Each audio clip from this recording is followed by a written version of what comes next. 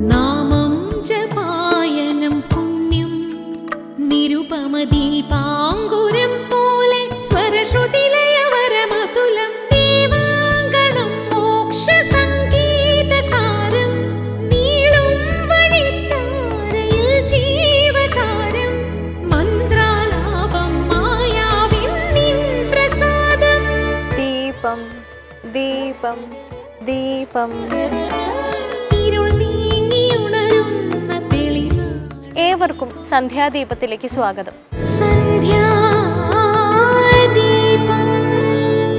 ഇന്ന് മീനഭരണി. ശൈവ തേജസ്സിൽ നിന്ന് ഭദ്രകാളി പിറന്ന ദിനം. കേരളത്തിൽ നിരവധി ദേവീക്ഷേത്രങ്ങളിലെ ഉത്സവ സമാപന ദിവസമാണിന്ന്. അതായത് തിന്മയുടെ നാശത്തിന് നാന്ദി കുറിക്കപ്പെട്ട ദിനം. വിളവെടുപ്പ് കാലത്തിന്റെ നിറവാർന്ന ഈ മഹോത്സവം തെക്കൻ കേരളത്തിന്റെ അതിപ്രധാനമായ ആഘോഷമാണ്. ഭദ്രകാളി പൂജയുമായി ബന്ധപ്പെട്ട ക്ഷേത്രങ്ങളുടെ ഉത്സവങ്ങൾ ഏതാണ്ട് മീനഭരണിയോടെയാണ് അവസാനിക്കുന്നത്. പഴയകാലത്തെ രാജാക്കന്മാർ ക്ഷേത്രങ്ങളെ കേവലം ആരാധനാലയമായി മാത്രമല്ല കണ്ടിരുന്നത്. ചിലർക്ക് നീതി നിർവഹണ സ്ഥാനങ്ങളായിരുന്നു അവിടം. മറ്റു ചിലർക്ക് അപകടകാലങ്ങളിൽ രക്ഷപ്പെടാനുള്ള ഒരു വഴിയായിരുന്നു ക്ഷേത്രങ്ങൾ. പല പ്രാചീന ക്ഷേത്രങ്ങളിലും തുരങ്കങ്ങൾ നിർമ്മിക്കപ്പെട്ടിരിക്കുന്നതും അതുകൊണ്ടാണ്. ഇനി ഇന്നത്തെ ദീപാരാധന കാഴ്ചയ്ക്കായി ക്ഷേത്രാങ്കണത്തിലേക്ക് പോകാം. പത്തനംതിട്ട ജില്ലയിലെ ഏറ്റവും പ്രശസ്തമായ ക്ഷേത്രങ്ങളിൽ ഒന്നാണ് മലയാലപ്പുഴ ദേവി ക്ഷേത്രം.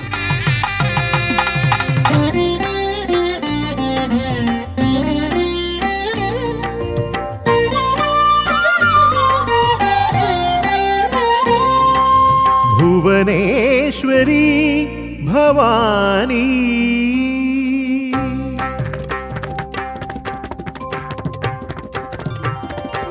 ദേവീ ചൈതന്യത്തിനും ക്ഷേത്രത്തിനും പ്രകൃതിയുടെ കാവൽ പോലെ മലയാലപ്പുഴ ക്ഷേത്രവുമായി ബന്ധപ്പെട്ട് 5 മലകളാണ് നിലകൊള്ളുന്നത്. ഉപ്പിടുംപാറമല, ചെറുകുന്നത്തുമല, പുലിപ്പാറമല, അച്ചകണ്ണാമല, ഊട്ടുപാറമല എന്നീ പേരുകളിലാണ് ഈ മലനിരകൾ അറിയപ്പെടുന്നത്.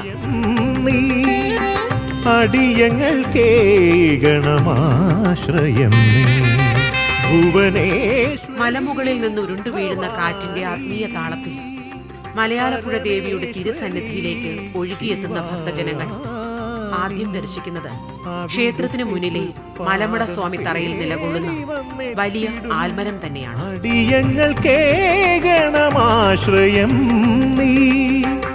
അടിയങ്ങൾക്കേകണമാശ്രയം നീ ഭുവനേശ്വരി ഭവാനി.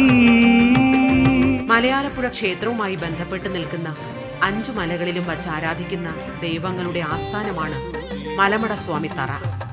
അരയാൽ വൃക്ഷത്തിൽ നിരവധി ഔഷധ സസ്യങ്ങളും മറ്റനേകം വൃക്ഷങ്ങളും ലയിച്ചു ചേർന്ന് ധ്യാനസ്ഥരായി നിൽക്കുന്ന കാഴ്ച അപൂർവ ദർശനം തന്നെ. മലമട സ്വാമിക്ക് മുന്നിൽ ഭക്തജനങ്ങൾ അടക്കയും വെറ്റിലയും കൊയിലയും കറുത്ത പട്ടുമൊക്കെ നേർച്ചയായി സമർപ്പിച്ച് പ്രാർത്ഥിക്കുന്നു. മൻവന്തരങ്ങൾ ക്ഷേത്ര ആചാരാനുഷ്ഠാനങ്ങളിൽ നൂറ്റാണ്ടുകൾ പഴക്കമുള്ള ഒരു ദ്രാവിഡ സംസ്കൃതി ഇപ്പോഴും നിലനിൽക്കുന്നത് ഇത്തരത്തിലുള്ള നേർച്ച സമർപ്പണങ്ങളിലൂടെ കാണാൻ കഴിയുന്നതാണ്. രാമൻ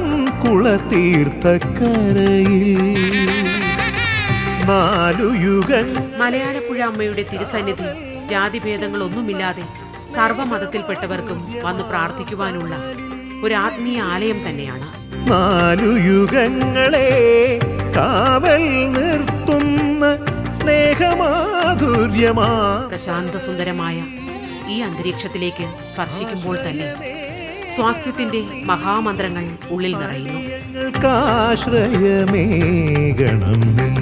പ്രദക്ഷിണ വഴികളിലൂടെ നടക്കുമ്പോൾ പൗരാണിക സമ്പ്രദായത്തിലുള്ള ക്ഷേത്രത്തിന്റെ രൂപം കാഴ്ചകൾക്ക് പുണ്യമാകുന്നു.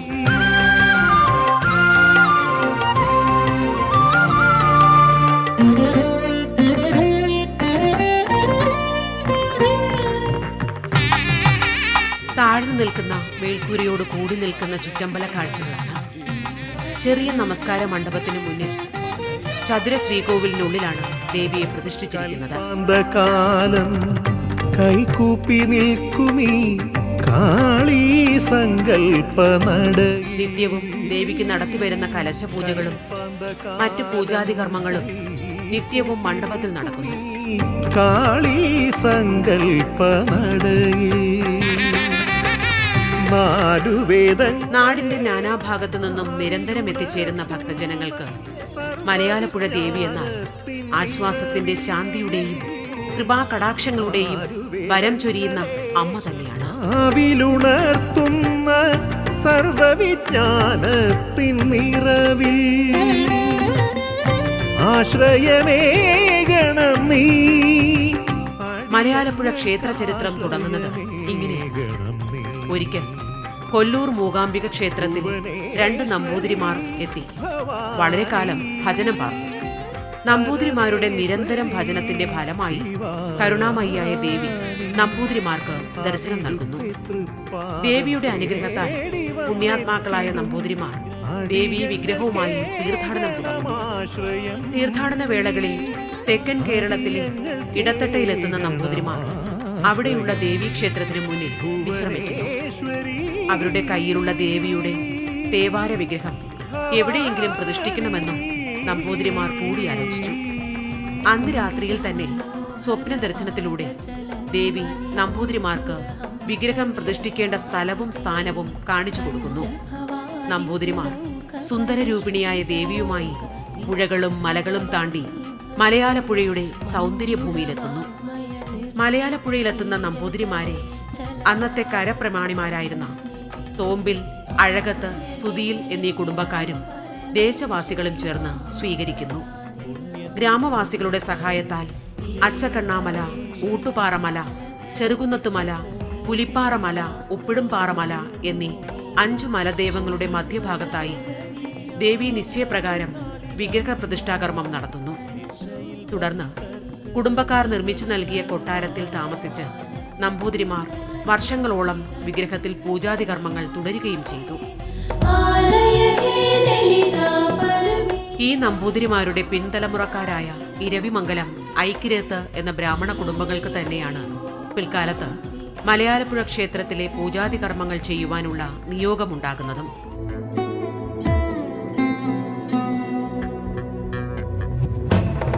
ശക്തി സ്വരൂപിണിയായ ഭദ്രകാളി രൂപം ഇവിടെ രൗദ്രഭാവത്തിൽ മാത്രമല്ല, മറിച്ച് സ്നേഹമയിയും കാരുണ്യാമൃതവർഷിണിയും വിദ്യസ്വരൂപിണിയുമായിട്ട് തന്നെയാണ് ഇവിടെ കുടികൊള്ളുന്നത്. അതുകൊണ്ട് തന്നെ ദേവിയുടെ സുന്ദര രൂപം കണ്ട് തൊഴുത് പുണ്യം നേടുവാൻ കേരളത്തിനകത്തും പുറത്തുനിന്നും ധാരാളം ഭക്തജനങ്ങളാണ് മലയാലപ്പുഴ ദേവീ ദർശനത്തിന് എത്തുന്നത്.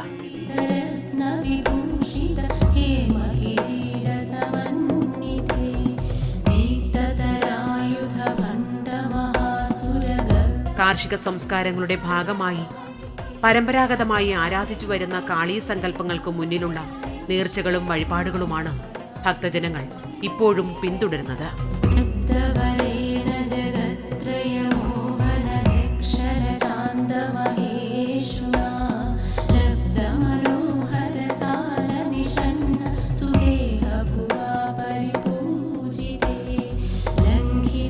കേരളത്തിൽ അപൂർവം കാളീക്ഷേത്രങ്ങളിലാണ് ഇങ്ങനെയുള്ള ആചാരാനുഷ്ഠാനങ്ങൾ നിലനിൽക്കുന്നത്.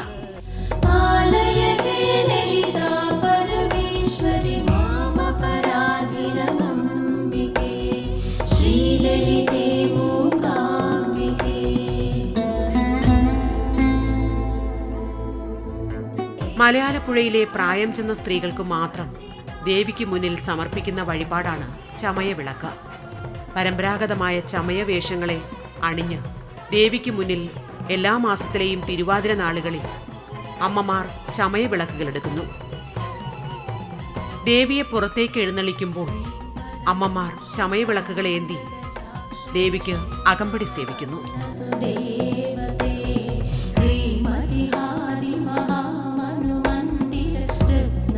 ക്ഷേത്രത്തിലെ പ്രധാന ഉപദൈവങ്ങൾ ഉണ്ണിഗണപതി, ശാസ്താവ്, മുരുകൻ, രക്ഷസ്, ശ്രീ, മുഹൂർത്തി, നാഗരാജാവ് എന്നീ ദൈവങ്ങളാണ്. വിശേഷ ദിവസങ്ങളിൽ നാഗദൈവങ്ങൾക്ക് പൂജയർപ്പിക്കാൻ ധാരാളം ഭക്തജനങ്ങൾ എത്തുന്നു.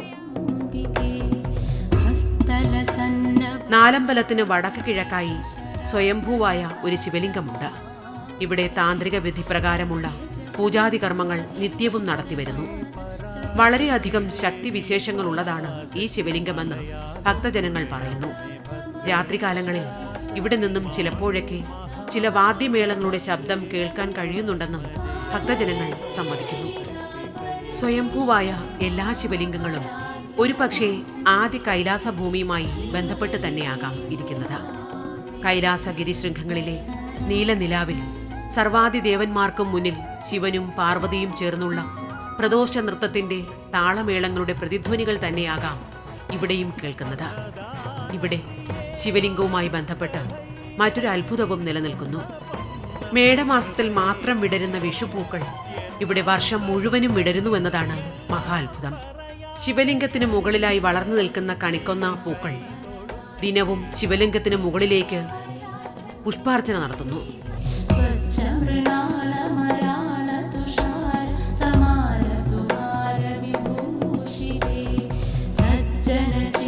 അഷ്ട ഐശ്വര്യപ്രദായിനിയും വിശ്വമോഹിനിയുമായ മലയാലപ്പുഴ ദേവിയുടെ ഉത്സവം കുംഭമാസത്തിലെ തിരുവാതിര നാളിൽ കൊടിയേറി 11ാം ദിവസം ആറാട്ടോടുകൂടി സമാപിക്കുന്നു. ക്ഷേത്ര ആധ്യാത്മികതയെ പരിപോഷിപ്പിക്കും വിധം ആർഭാടപൂർവം ഉത്സവം ഇവിടെ കൊണ്ടാടുന്നു. 1ാം ഉത്സവ ദിവസം സായാഹ്നത്തിൽ തോമ്പിൽ കൊട്ടാരത്തിൽ നിന്ന് ഘോഷയാത്ര തുടങ്ങുന്നതിന് മുമ്പായി സ്ത്രീജനങ്ങളുടെ തിരുവാതിര നടക്കുന്നു.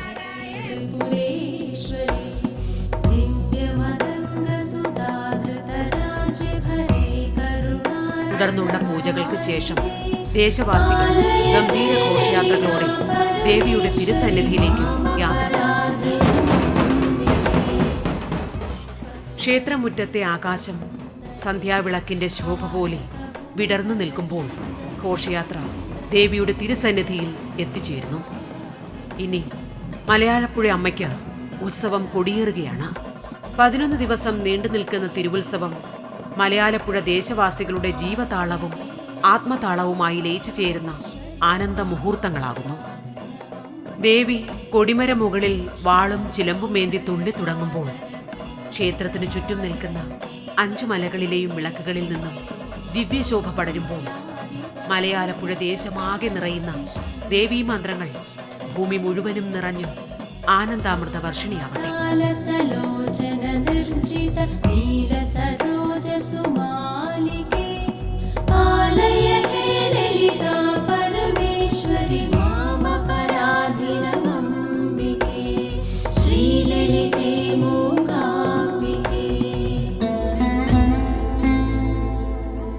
എന്തിലും സംതൃപ്തമാകുന്ന മനസ്സും പരോപകാരത്തിലൂടെ കൈവരുന്ന ശാന്തിയും നശ്വരതയെക്കുറിച്ചുള്ള ബോധവും ഈശ്വരനിൽ ലയിക്കുക എന്ന ലക്ഷ്യവുമുണ്ടെങ്കിൽ എന്തിനേയും നാം അതിജീവിക്കും. ഇന്നത്തെ സന്ധ്യാദീപം ഇവിടെ അവസാനിക്കുന്നു. ഏവർക്കും നന്ദി.